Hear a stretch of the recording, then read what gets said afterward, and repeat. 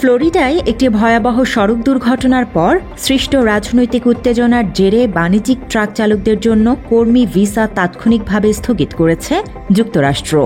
পররাষ্ট্রমন্ত্রী Marco Rubio বৃহস্পতিবার x হ্যান্ডেলে এর সিদ্ধান্তের কথা ঘোষণা করেন। রুবিও লিখেছেন, যুক্তরাষ্ট্রের সড়কে বিদেশি চালকদের ক্রমবর্ধমান সংখ্যা আমেরিকানদের জীবনকে ঝুঁকির মধ্যে ফেলছে এবং স্থানীয় আমেরিকান ট্রাক চালকদের জীবিকা ক্ষতিগ্রস্ত করছে।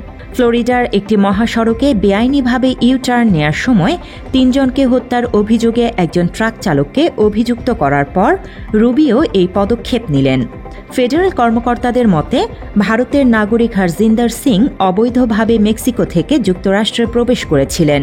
দুর্ঘটনার পর একটি ইংরেজি পরীক্ষায় তিনি অকৃতকার্য হন। এই ঘটনা ব্যাপকভাবে গণমাধ্যমে দৃষ্টি আকর্ষণ করেছে। প্রেসিডেন্ট ডোনাল্ড ট্রাম্পের রিপাবলিকান পার্টির নিয়ন্ত্রণে থাকা ফ্লোরিডার কর্মকর্তারা এটিকে গুরুত্ব সহকারে তুলে ধরেছেন। এমনকি ফ্লোরিডার লেফটেন্যান্ট গভর্নর ব্যক্তিগতভাবে অভিবাসন এজেন্টদের সঙ্গে কথা বলে হরজিন্দর সিংকে প্রত্যর্পণ নিশ্চিত করতে ক্যালিফোর্নিয়ায় ছুটে যান। ঘটনাটি দ্রুতই রাজনৈতিক মাত্রা লাভ করে, কারণ হরজিন্দর সিং অবৈধভাবে বাণিজ্যিক লাইসেন্স পেয়েছেন আর তিনি ক্যালিফোর্নিয়ায় বসবাস করতেন, যেখানে ক্যালিফোর্নিয়া ট্রাম্পের অভিবাসন বিরোধী কঠোর নীতির বিপক্ষে স্পষ্ট অবস্থান নিয়েছে। তাছাড়া এই অঙ্গরাজ্য ডেমোক্রেটিক পার্টির নিয়ন্ত্রণে। মাত্র 30% টাকায় জমির মালিক হয়ে নতুন বাংলাদেশের গড়ে তোলার স্বপ্ন দেখা বাংলা বসতি। ট্রাম্প প্রশাসন ক্যালিফোর্নিয়ার গভর্নর গ্যাভিন নিউজমকে দায়ী করেছেন। তাদের অভিযোগ করেছেন, প্রশাসন জেনে শুনে হরজিন্দর সিংকে লাইসেন্স দিয়েছে। জবাবে নিউজমের কার্যালয় জানায়, ট্রাম্প প্রশাসনের অধীনেই হরজিন্দরকে কাজের অনুমতি দেওয়া হয়েছিল। ক্যালিফোর্নিয়া তাকে প্রত্যর্পণে সহযোগিতা করেছে। দুর্ঘটনার আগেও রিপাবলিকান আইন প্রণেতারা বিদেশি ট্রাক চালকদের বিষয়ে নেতিবাচক অবস্থান জানান দিয়ে আসছেন। তাদের অভিযোগ, এই অভিবাসী চালকেরা দুর্ঘটনার কারণ। সেই সঙ্গে তারা স্থানীয়দের কর্মসংস্থান দখল করছেন।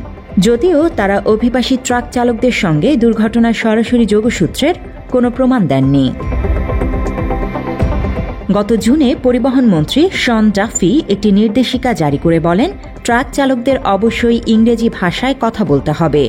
যুক্তরাষ্ট্রে ট্রাক চালকদের বাণিজ্যিক লাইসেন্স পেতে একটি পরীক্ষায় উত্তীর্ণ হতে হয়।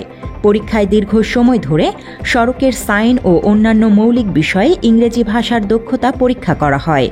কিন্তু প্রেসিডেন্ট বারাক ওবামার অধীনে 2016 সালের একটি নির্দেশিকায় ভাষা দক্ষতার অভাবের কারণে ট্রাক চালকদের লাইসেন্স না দেওয়ার নিয়ম শিথিল করা হয়। পরিবহন মন্ত্রী ডাফি সেটি বাতিল করেছেন।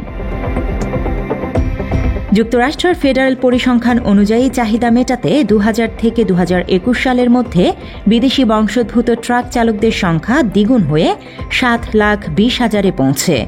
বর্তমানে বিদেশি বংশোদ্ভূত চালকেরা এই শিল্পের 18% প্রতিনিধিত্ব করেন। এই পেশা দীর্ঘদিন ধরে শ্বেতাঙ্গ শ্রমিক শ্রেণীর দখলে ছিল। শিল্পগোষ্ঠীগুলোর মতে, বিদেশি বংশোদ্ভূত চালকদের অর্ধেকেরও বেশি লাতিন আমেরিকা থেকে এসেছেন। আর সাম্প্রতিক বছরগুলোতে ভারত ও পূর্ব ইউরোপীয় দেশগুলো, বিশেষ করে ইউক্রেন থেকে উল্লেখযোগ্য সংখ্যক চালক এসেছেন।